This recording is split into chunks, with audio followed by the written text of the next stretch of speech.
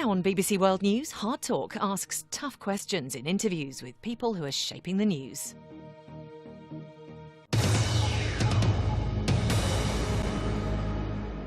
Welcome to Hardtalk. I'm Sackur. A year ago, massive pro-democracy demonstrations in Hong Kong seriously rattled the Chinese government. A little later in the summer of 2019, my guest today, Cheng, who was an employee of the UK consulate in Hong Kong, was arrested by the Chinese authorities. He says he was then interrogated and tortured.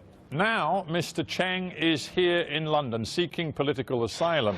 The Chinese government is about to impose new national security laws in Hong Kong. So, will anything stop the Chinese government imposing its will and its system in Hong Kong?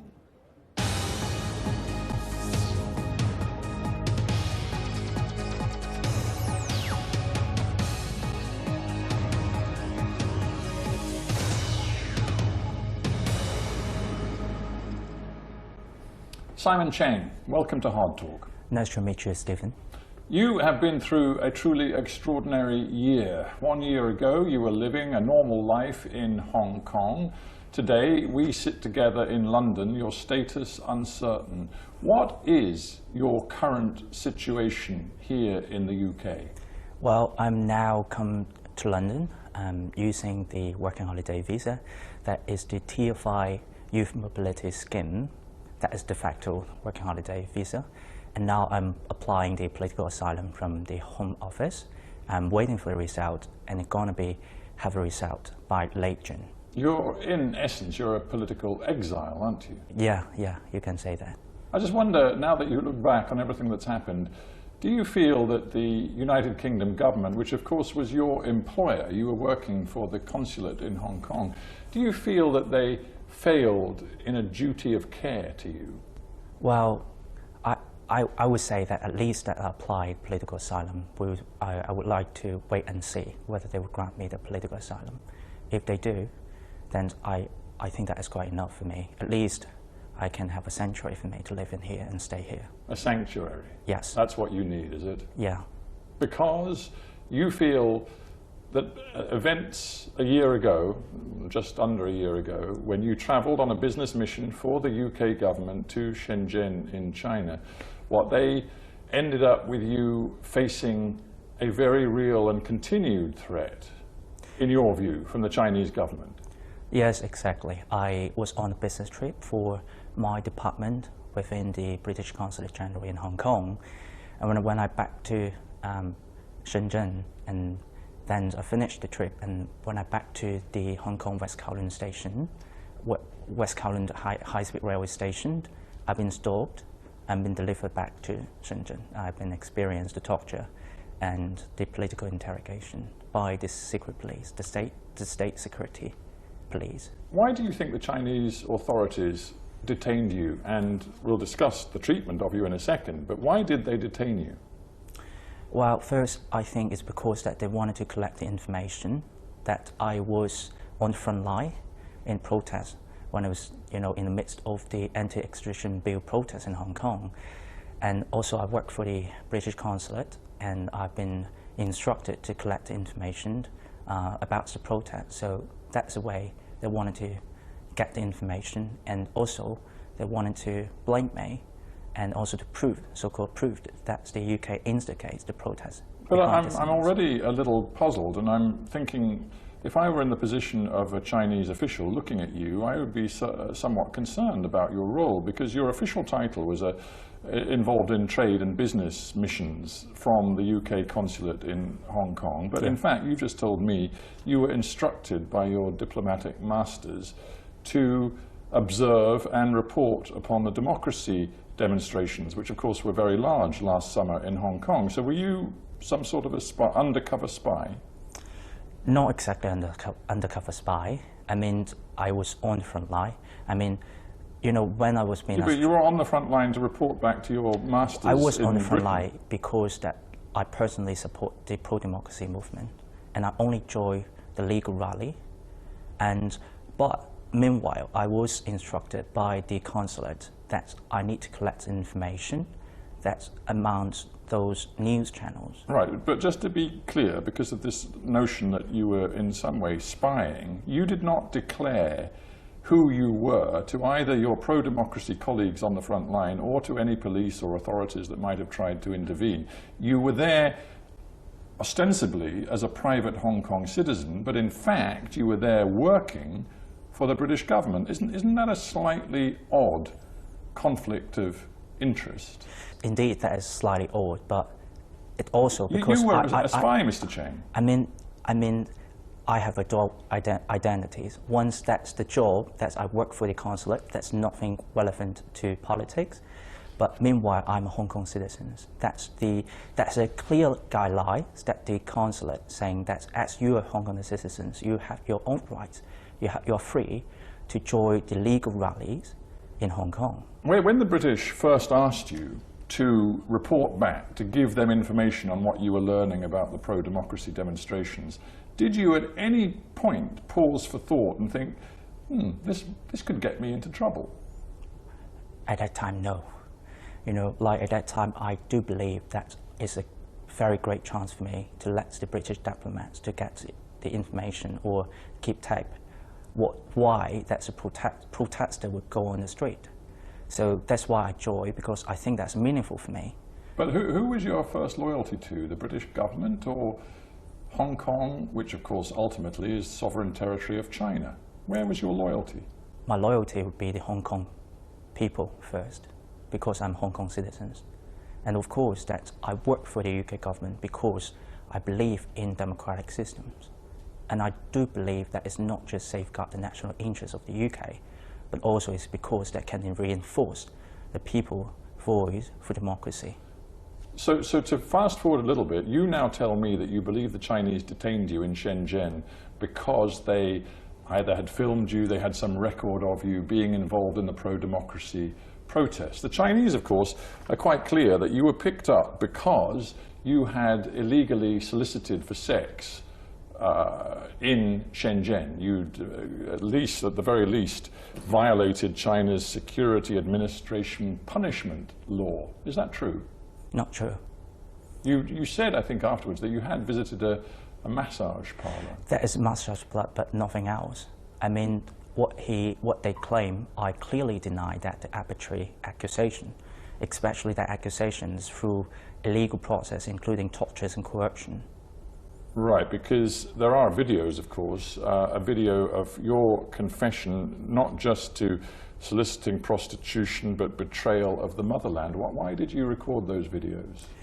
Well, I think that is for public relations. I mean, when I was asked out for doing the enforced confession tapes, actually I'm a bit relieved because I guess at that time that my situation had been exposed to the news, and then they have to do something to try to persuade the people that I so-called solicit prostitutions, which is not true. If you can see, that's the footage. That is a very decent massage parlor with a very decent business certificate on the wall. And if you carefully watch that footage, at the end, that's a bunch of family members, including children, to come. And if that country is very care about the rule of law, they don't have enough evidence to prove anything. You have already in this interview used the word torture, and yes. In previous descriptions of what happened to you, you've used words like I was shackled, blindfolded, hooded. You say that your hands were cuffed and you were hung in a difficult, uncomfortable position and then forced to sit in a very uncomfortable position. Is there any way you can prove any of this? Because the Chinese, of course, have denied absolutely that they used any form of physical abuse or force on you. Well, I would say that's absolutely what the Chinese authorities said is lie and nonsense.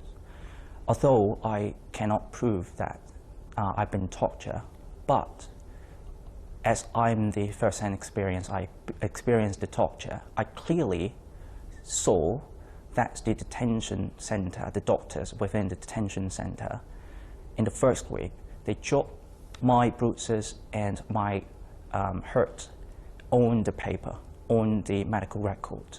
And if the Chinese authority did slightly slightly did a very simple investigation, they would know. They would know within the detention center, the medical records, if they check the first week, they would see I've already got hurt. Do you have any marks on your body now? Just a bit, but it's getting to be recovered because one of the prerequisites I've been let out is because I need to be, fully recovered. In the second week, the secret police bought ointments and pill to help me and trying to, to get rid of the bruises and the marks. Yes, exactly. Now, you also said while in detention and while you claim suffering this physical abuse, you saw a bunch of other Hong Kong people getting interrogated. You were aware that there were other Hong Kongers, people who had been involved in the pro-democracy demonstrations, who presumably, like you, had been taken to Shenzhen to be interrogated. Any proof of that? Because that's an extremely inflammatory claim, at least viewed from China. Well, Stephen, if you ask me to prove that, like at that situation, I was detained, I cannot, Did you gather any names? Any names of anybody that you could follow up afterwards to see what happened to them? I'm not allowed to have contact with them because I'm being put into solitary confinement. But when I passed through, I saw those bunch of people. From the bottom of my heart, I guess they are Hong Kong protesters. But from two different sources, the interrogators told me they have been arrested because of the protests in Hong Kong. So they are the protesters. As you say, you were eventually, after more than 2 weeks in detention, you were allowed to leave China. I believe you went to Taiwan for a couple of months, and then you came to the United Kingdom, where you're now pursuing your claim for asylum, which you say will be settled in just a couple of weeks. Have you any contact at all with your family in Hong Kong? No. Well, like early this year, I was still maintaining the contact with my family member in Hong Kong, but afterwards, that's the first time I received the media in Cantonese, in Chinese, and afterwards that I cut ties with my family members. You mean you've cut ties on a permanent basis with them? At least for the security reason, yes, because several, few of my family members now in mainland China, I'm afraid they have been harassed because I chose to speak out, especially in Cantonese, and it affects the Chinese audience. Do you feel, since all of this happened to you, that the British government has responded with sufficient vigour to the seriousness of your case? You, after all, were an employee of the UK consulate in Hong Kong when you were detained, and according to yourself, when you were tortured by the Chinese authorities. This happened less than 1 year ago. Are you satisfied with the way the British government responded to your case? Well, at least that's the Foreign Secretary Dominic Raab calls summons the Chinese ambassador in the UK, and at least this official statement made by the Foreign Secretary and recognized that my treatment amounts to torture.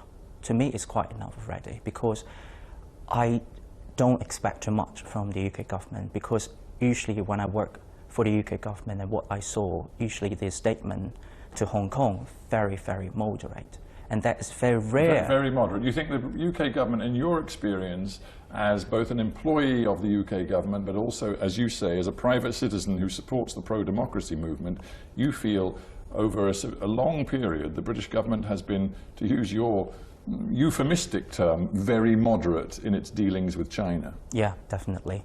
I would say because, for example, like British diplomats and those people living in the UK, they are not on the front line to deal with the authoritarianism, so that they could naturally moderate. That's why one of the missions, I want to inform them, actually they need to stand with Hong Kong people. Well, let's bring it up to the present day then, because of course things have become even more sensitive in recent times since you left Hong Kong, with the Chinese government now, thanks to the latest decision from the National People's Congress, about to impose a raft of national security laws that apply inside China on the mainland, apply them to Hong Kong as well. That will criminalize people who are said to be advocating separatism, subversion, terrorism, acts of foreign interference. Hong Kongers who are part of the pro-democracy movement believe that national security law will be used to repress all of their freedom of speech. What is your view of what the Chinese government is doing now? Well, very hard to imagine just less than a year what I've been treated would be applied to all the Hong Kong people now in Hong Kong. When, you know, like before this national security law, that I've been threatened if I spoke out when I back to Hong Kong, and then I would be secretly abducted from Hong Kong to mainland China. Yeah, that happened long before this law. Yeah, exactly. So you're saying this law won't really make much difference? But afterwards, I mean the national security law, the main point is that they legalize the behavior. So it means that they not secretly do it, they will just openly do it, and they have legal grounds to do it. But we are in the dark room because we don't know exactly what they will execute. And what's the jurisdiction, separate jurisdiction between mainland China and Hong Kong? That's what I'm so worried about. Well, you're worried, but the Chinese government has a very clear message. Zhang Xiaoming, who's deputy director of the Hong Kong Affairs Office in Beijing, says it's quite clear the security laws that are now going to apply to Hong Kong will give the majority there much more freedom and protection, because they'll no longer fear violence. They will be able to speak the truth on the street without being beaten up, and they will no longer have to worry about the young people of the territory being brainwashed by people like you. No, totally nonsense, I would say.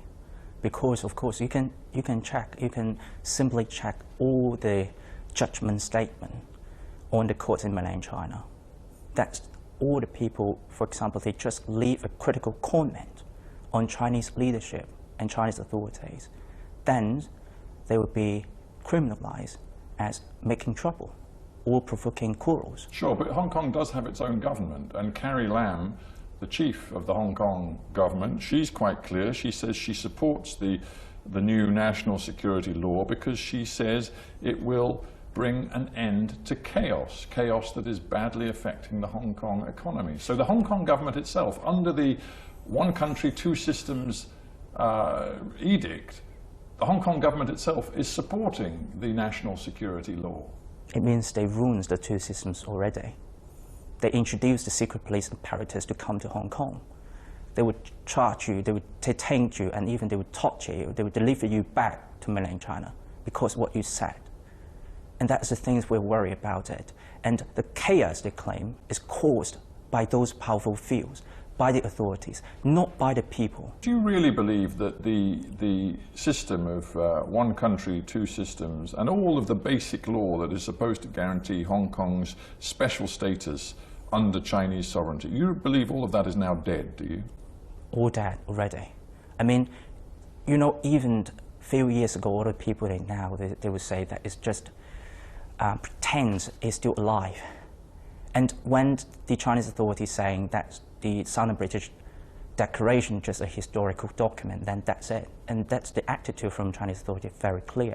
Well, let's bring it back to the British then. We've talked a lot about your relationship with Britain already. You have seen in the last month or so the British government make a clear commitment that because of their concerns about the application of this new national security law, they are now promising to meet their obligations to British national overseas passport holders. They number more than 300,000 in Hong Kong, thanks to the handover agreement of '97, and potentially up to 2.5 or 3 million more Hong Kongers could potentially get access to those so-called BNO passports, and it seems would be allowed to come to the UK for at least 1 year and maybe even apply for citizenship. What do you make of what you've heard from Boris Johnson on that issue? Well, I would see that as a very encouraging signal. At least we finally see that the UK government, the attitudes to China have been made a U-turn, and of course that is encouraging to most of people. To me, it's a very confident message. But you're a Hong Konger. You said to me, I always think in the end as a loyal resident of Hong Kong. Do you really want to see hundreds of thousands, potentially millions of the brightest and the best in Hong Kong making an exodus, a rush for the exit door and leaving the territory? Well, I would say why not? I mean, at least we need to protect the people of Hong Kong. That is the first duty we need to safeguard, because if they still stay in Hong Kong and they've sacrificed with their life, it's worthless to me. I would say that it's not just rescued the Hong Kong people. It means that they rescued the people that love democracy, and that they were rescues that's the British citizens as well. Do you think many Hong Kongers will choose to try to leave at least? At least we need to give a lifeboat scheme for them. At Lifeboat least if scheme, they wanted yeah. to help themselves, they have a way to leave. But it's about more, though, than just the capacity for those who have the passports to leave. It's also about whether the international community is going to try to put real pressure on China in terms of economic sanctions. Joshua Wong, one of the prominent young pro-democracy activists in Hong Kong, has called on the UK government to impose wholesale sanctions in order to push for the withdrawal of the national security bill by the Chinese. He says that we should, at the very least, expel the telecoms giant Huawei from involvement in the UK 5G network. Are you now, as an activist here in the UK, who actually wants asylum in the UK, are you pushing for the UK government to be much tougher? Yes, we're doing, and we're working on it. And that's so good news for us. That at least Boris Johnson said they will squeeze Huawei out by 2023. And yeah, I do believe that the UK government and also the West, that they can stand up to China.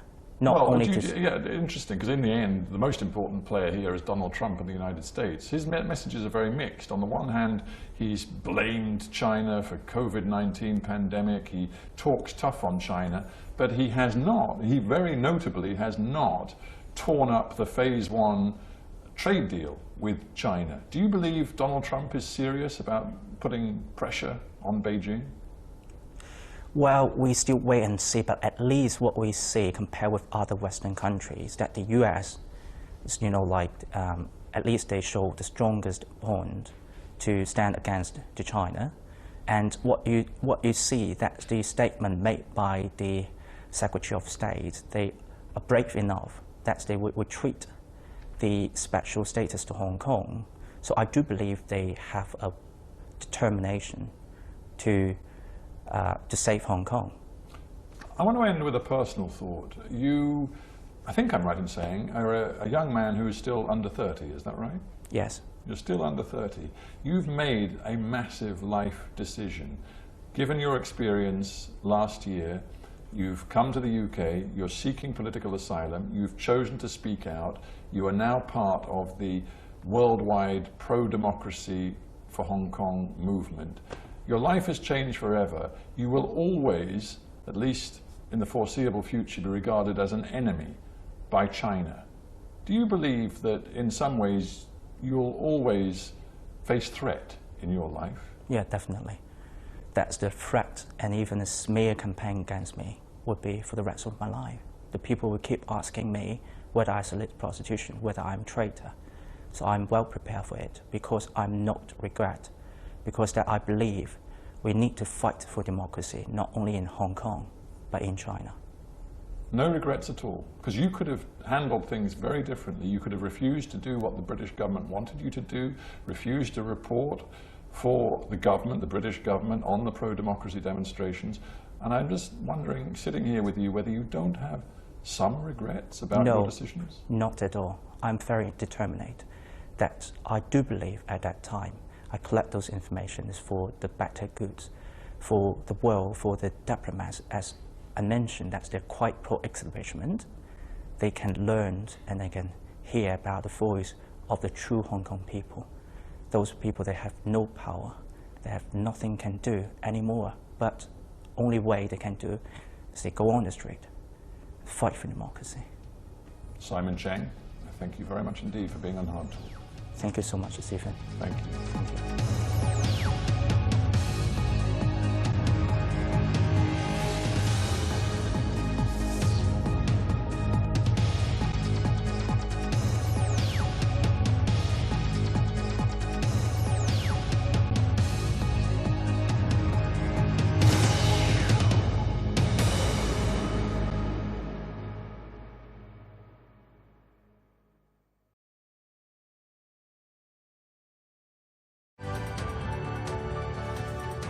We don't have a need to declare ourselves an independent state. We are an independent country. The DNA of Indonesian society is tolerance, moderate.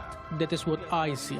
Well, I think it's very important that we have people from different backgrounds, different generations and different genders in places of power. How we've been affecting the climate? We have. We know that perfectly well. When big names talk, they talk to the BBC.